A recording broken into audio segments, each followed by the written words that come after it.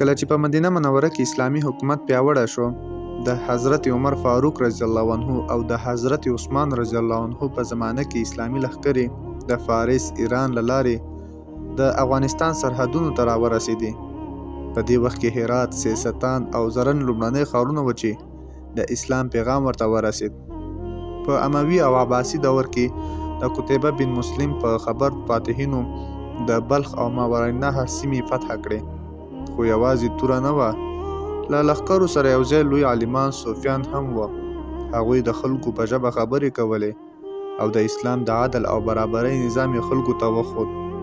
هغه مهال په افغانستان کې بودیزم، زردشتي او نور مذهبونه وو، خو د اسلام سادګي او د خالق او مخلوق مستقیمې اړیکې افغانان ډېر اغیزمن کړل.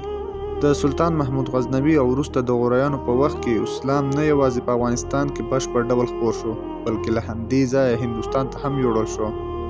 په دې مرحله کې افغانستان د اسلامي نړۍ یو علمي او کلتوري مرکز وګرځېد. خو ولې افغانانو اسلام دومره ژر ومانه؟ په پخوانیو مذهبونو کې طبقاتي نظام و، خو اسلام وویل چې عرب پر عجم فضیلت نه لري مګر په تقوا کې. مسلمانانو سوداګرو چې کله له افغانانو سره راکړه ورکړه کوله، د هغوی رښتینولي او امانتداري خلک د هغوی دین ته مایل کړل. افغانانو په اسلام کې د میړانې او جهاد فلسفه خپلو خویونو ته نږدې ولیده. افغانستان اوس مهال هغه هیواد دی چې نږدې